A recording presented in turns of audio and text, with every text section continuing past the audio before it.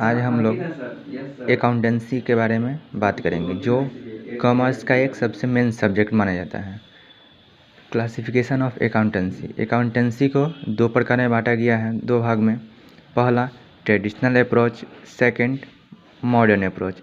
Traditional approach को English approach के भी नाम से जाना जाता है।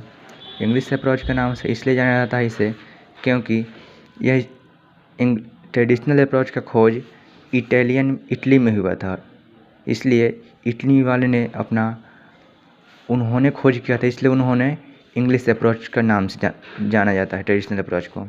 सेकंड मॉडर्न अप्रोच से हम लोग ये समझ सकते हैं कि यह अभी के समय आधुनिक समय में खोज किया गया था, और मॉडर्न अप्रोच का खोज अमेरिका में हुआ था, इसलिए मॉडर्न अप्रोच को अमेरिकन अप्रोच के नाम से जाना जाता है।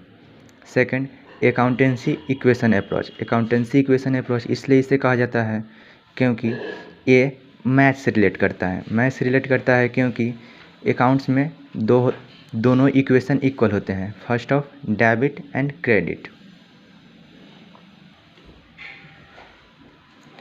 तो हम लोग डिस्कस करते हैं मॉडर्न अप्रोच के बारे में। मॉडर्न अप्रोच के पाँच प्रकार होते हैं, एक एक करके डिस्कस करते हैं। First of all capital accounting, second liability accounting, third asset accounting, fourth expense and fifth income. तो कैपिटल किसे कहते हैं? कैपिटल उसे कहते हैं जो पर्सन बिजनेस में पैसा लगाता हो। कैपिटल का साइन क्रेडिट होता है। लायबिलिटी का साइन क्रेडिट होता है। एसेट का साइन डेबिट होता है। एक्सपेंस का साइन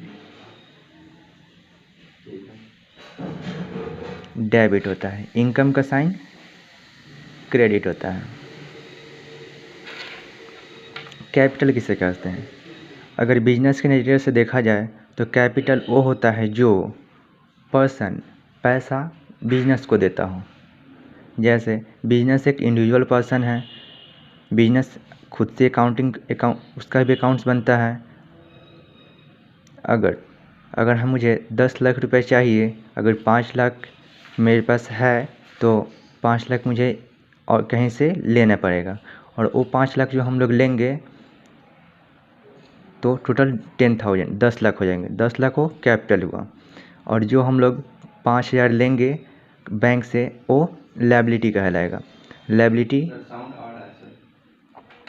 और तीसरा, अगर लायबिलिटी आ गया, हमारे पास 10,000 जब कंप्लीट हो जाएंगे तो उस 10,000 से मेरा बिजनेस स्टार्ट होने के बाद हम लोग उसमें बिजनेस के स्टार्ट करके कुछ सामान खरीदेंगे, जैसे एसेट्स हो गए, मशीन हो गए, फर्नीचर हो गए, कार हो गए, और मेन इंस्ट्रूमेंट हो गए। और एसेट खरीदने के बाद उसे चलाने के लिए कुछ पर्सन लोग चाहिए, तो उसे वेल मेंटेनेंस करने के लिए तो उस पर जितना खर्च लगेंगे, maintenance charge, well development charge, जो भी उसमें मेंटेनेंस का चार्ज होकर देगा, तो उससे हम लोग एक्सपेंस कहते हैं। एक्सपेंस से जो भी प्रोडक्ट बनाएंगे और उससे जो प्रॉफिट आएगा उसे इनकम कहते हैं।